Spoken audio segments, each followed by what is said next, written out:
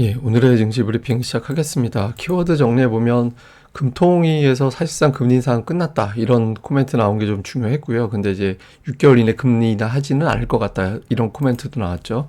그리고 시장에 영향을 줬던 건 삼성전자였습니다. 그러니까 삼성그룹 전체적으로 블록딜 이 뭐 수급에 부담을 주는 요인이었고 또 실적도 안 좋게 나오는 그런 측면이 있어서 외국인들의 매도가 좀 많이 나왔고 삼성그룹주가 전반적으로 좀 약세를 보이는 그런 흐름을 보였죠.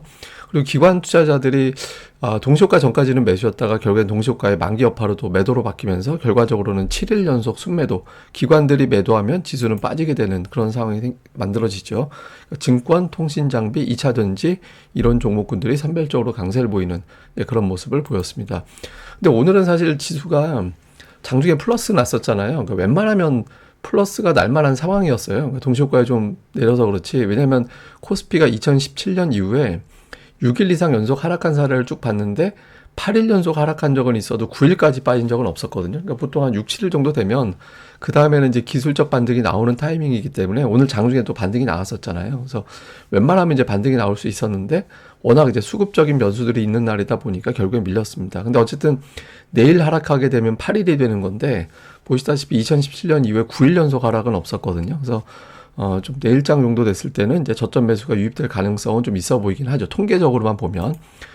그리고 이제 시장에서 좀 신경 쓰는 건 이제 금리인데 이건 오늘 저녁이 중요합니다. 그러니까 보시다시피 금리하고 S&P 500 지수 되게 비슷하게 가잖아요. 근데 이게 비슷하게 간다라는 건 금리는 아래로 내려갈수록 올라간다라는 차트거든요. 그러니까 이게 금리가 내려가면 증시가 올라가고 금리가 올라가면 증시가 빠지고 이런 그래프로 보시면 돼요. 그러니까 금리는 이게 역방향이기 때문에 그래서 좀 금리를 결정적으로 오늘 또 영향을 주는 CPI가 나오고 CPI가 어떻게 되느냐에 따라서 주식시장의 좀 방향이 바뀌게 되죠. 그러니까 이런 부분들 때문에 매수 유입이 제한적이고 뭐 코스피하고 당장 비교해봐도 미국 10년물 국채 금리가 내려갈 때는 증시가 올라가고 10년물 국채 금리가 올라갈 때는 증시가 빠지고 이렇게 모습을 보이거든요. 그래서 좀 기술적 반등할 땐 맞는데 CPI 보고 움직이자 이렇게 또 투자자들이 신중해진 측면도 있었다. 이렇게 이제 봐야 될 것 같습니다.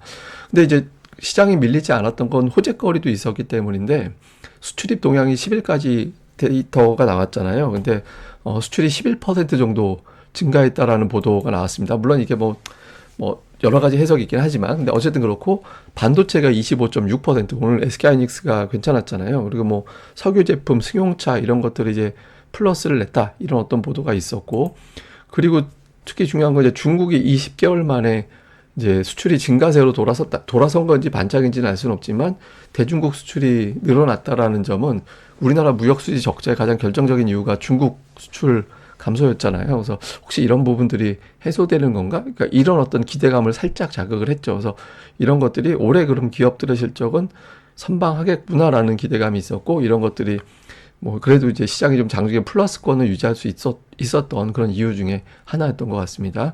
그리고 뉴스들도 보면 어쨌든 추가 인상 필요성 이런 문구가 빠졌기 때문에 금통위에서 결과적으로 금리 인상은 끝났다 이렇게 이제 해석이 되죠. 다만 이제 조금 시간 지나면서부터는 6개월 이내 금리 인하할 것 같지는 않다 이런 취지의 어떤 발언이 또 전해지면서 좀 힘이 빠지긴 했지만 어쨌든 공식적으로 금리 이제 인상은 끝났다라는 점에 대해서는 이제 투자들이 인상에 대한 어떤 부담은 좀 덜어내는. 뭐 사실 이미 인상 끝난 건 다들 알고 있긴 했죠. 어쨌든 투자들이 좀 주목한 뉴스였고 또 하나 변수는 이제 비트코인 관련된 ETF가 이제 승인됐다.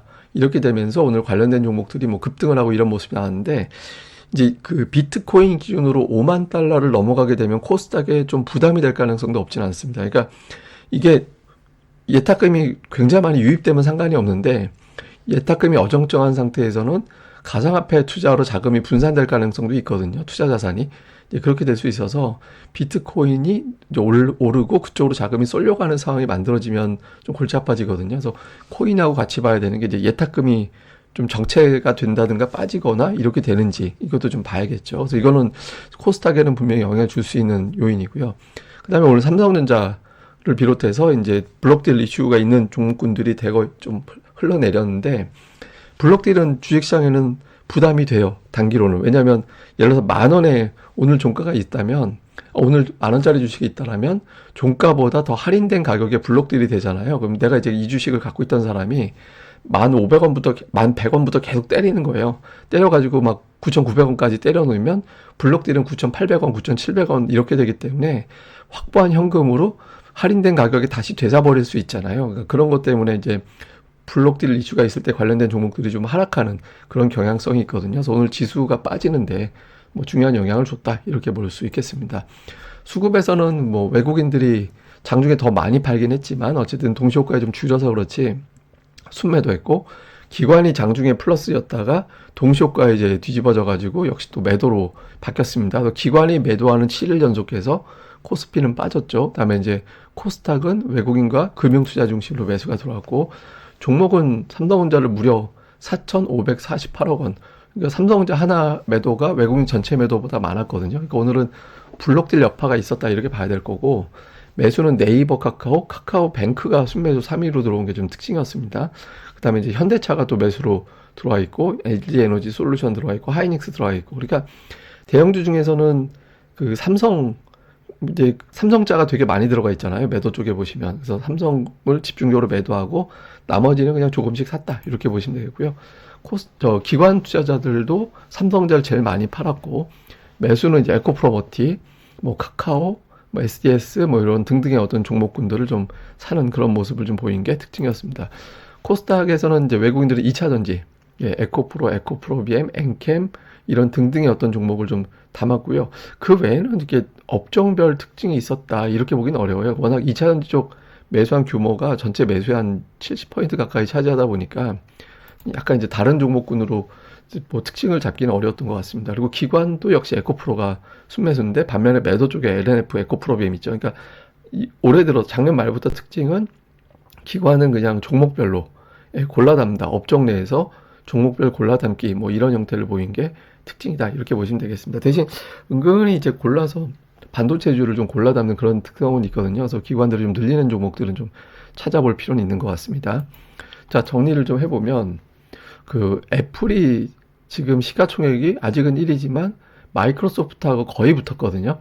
여차하면 2위가 될 수도 있어요. 그러니까 이게 이제 2위가 될 때 또 시장에서 느끼는 좀 충격 같은 게 있을 수 있어서 한번 요 구도가 어떻게 되는지 볼 필요가 있고, 그다음에 무엇보다 오늘 CPI, 예, 그러니까 헤드라인이 3.2, 전월 대비는 0.2, 근원은 3.8, 0.3 이렇게 예상이 되고 있거든요. 근데 이거보다 만약에 높게 나오면 3월 금리 인하론에 이제 완전히 제동이 걸리면서 시장이 좀 출렁거릴 가능성이 있습니다. 그래서 이 부분들 좀 주목을 좀 해봐야 될 것 같고요, 당연히. 그 다음에 이제 블록딜 이슈, 만기일 이슈 이런 것들을 다 이제 넘겼기 때문에 삼성전자가 외국인들이 12월 이후에 처음으로 3일 연속 매도가 나왔거든요. 그러니까 삼성전자가 여기서 이제 75,000원 이상으로 빠르게 좀 회복이 되는지, 아니면 이제 삼성전자가 오히려 또 동네 바보용으로 돌변해서 시장의 발목을 잡게 되느냐, 이게 이제 중요한데, 근데 그 실적에 대한 어떤 기대치가 꺾인 건 사실이죠. 예, 꺾인 건 사실이기 때문에 그만큼 주가가 빠진 것도 타당하다라고 봐야 되는데, 다만 올해 실적 턴에 대해서는 대부분 다 뭐 좀 유력하다라고 보고 있거든요. 그래서 어느 시점이 되면 이제 매수가 들어올 것 같은데, 일단 이제 고비가 이벤트 넘기는 상태에서 내일 또는 월요일 정도 돌아서 주는 게 제일 자연스럽긴 하죠. 그다음에 특징적으로는 이제 증권주, 통신 장비는 이제 삼성에서 투자한다라는 보도 때문에, 그다음에 2차 전지도 강세 보인 게 오늘 장의 특징이었습니다.